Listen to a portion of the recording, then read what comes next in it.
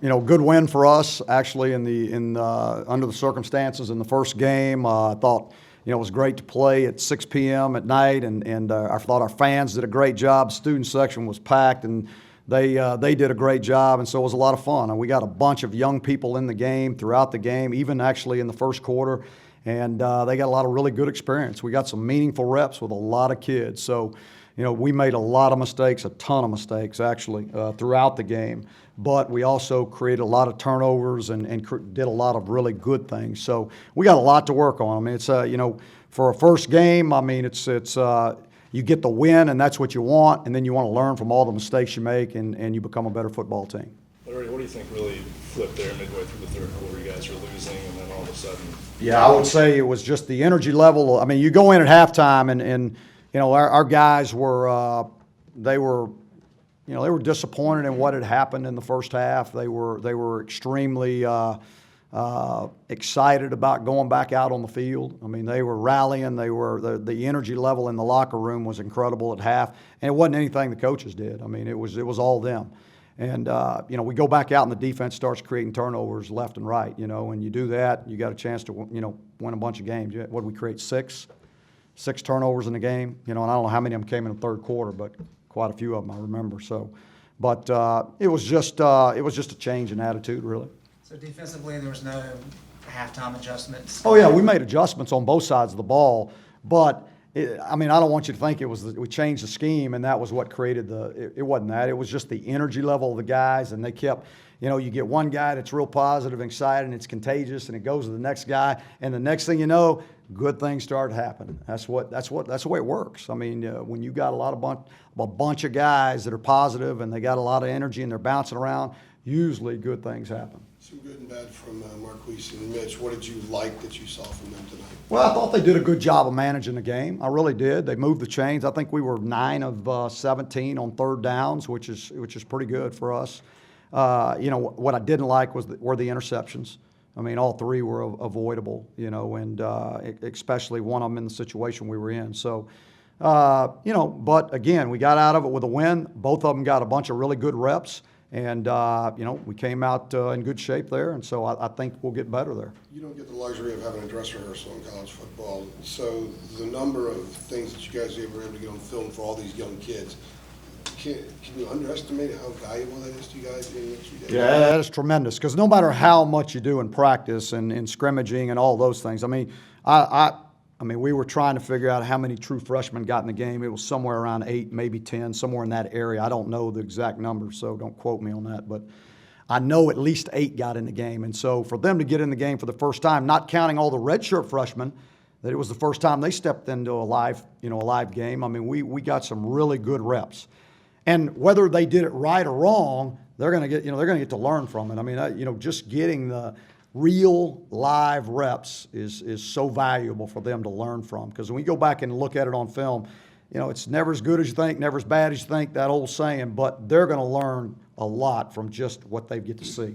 Could you assess the performance of your makeshift secondary today, especially against a veteran quarterback like that? Yeah, well, first of all, that quarterback is really good. I mean, he is a good football player, and he picked on us quite a bit. I mean, he found the open guy. I mean, they did a great job with that. And if it wouldn't have been for the turnovers, it would have, for them, it would have been a game for sure. But I thought those guys stepped up and did a really nice job. From Kedrick Davis got an interception, and Giles did a nice job throughout the game, and then you go and you put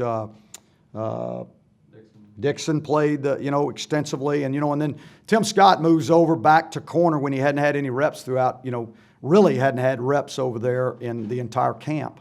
And then he comes out on Wednesday, and we throw him out there and try to get some reps of him back into the boundary. So, I think those guys did a good job under the circumstances. I'm proud of the way they reacted.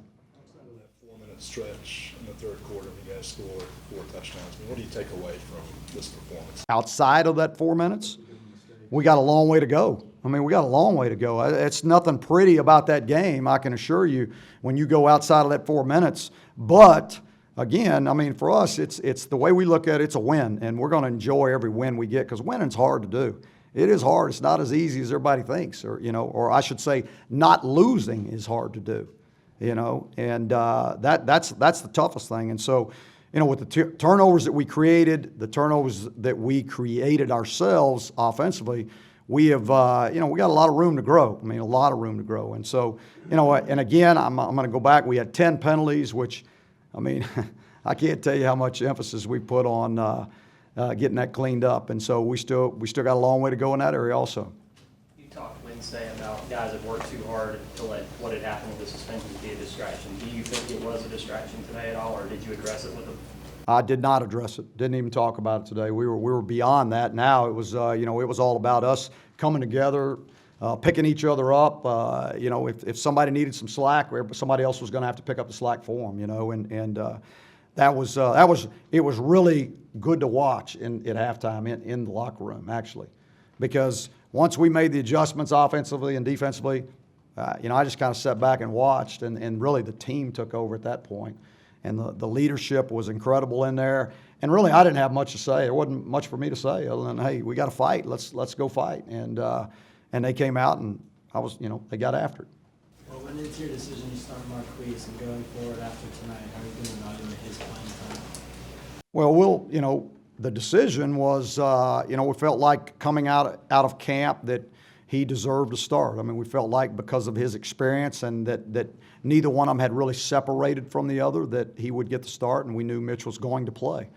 And he was going to get meaningful reps, not just mopping up at the end. And so that was going to be important because we've got to have the next guy ready. How will we evaluate him? We'll go in there and watch we'll break him down completely, both of them. And we'll point out the good things and point out the bad things. And then, they'll learn and they'll grow from it. Are their strengths similar enough to where the offense doesn't change that much? Yeah, we didn't change anything really. I mean, we just because both of them can run and both of them can throw. So we really didn't change the offense. So it makes it much easier on the staff. Was the plan coming in with the running backs just to split them as evenly as you could? Yeah, it was unless somebody got hot, and I would say the guy that got hot was Brunson at the end. We just felt like if somebody got really productive and was tearing it up, then they would stay out on the field.